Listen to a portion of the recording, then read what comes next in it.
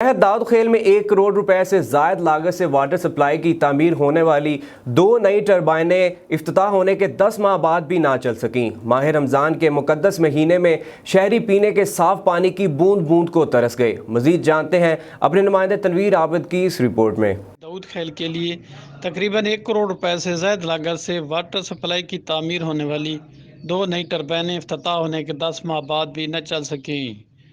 حالانکہ 1 جون 2020 کو شہر کے ایم پی امین اللہ خان نے ان کا باقاعدہ افتتاح بھی کیا، مگر 10 ماہ گزر جانے کے بعد بھی عوام کو ان سے پینے کے صاف پانی کی بوند بھی نہ مل سکی۔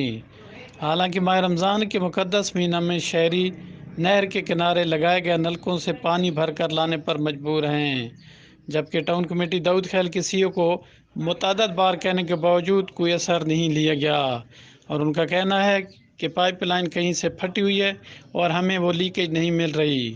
شہری کا کہنا ہے کہ واٹر سپلائی ٹربائنوں سے عوام کو پانی میسر نہیں، لیکن جب شہری برتھ یا ڈیتھ سرٹیفکیٹ وغیرہ لینے جائیں تو ان کو کہا جاتا ہے کہ پہلے پانی کے بقایا جات جمع کراؤ، پھر سرٹیفکیٹ لے جاؤ۔ حالانکہ کئی محلوں کے مکینوں کے گھروں میں پانی پہنچتا ہی نہیں اور ان کو بل بھیج دیا جاتا ہے۔ شہریوں نے محکمہ پبلک ہیلتھ، ڈی سی میاں والی اور ایم پی اے سے واٹر سپلائی کو جلد چلانے کا مطالبہ کیا ہے۔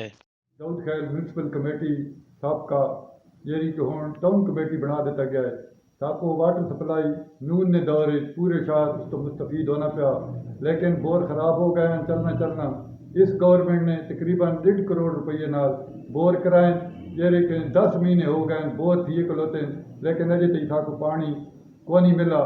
اصل تو اس دفعہ بڑے خوش ہیں کہ بور کافی عرصہ تھیا ہے۔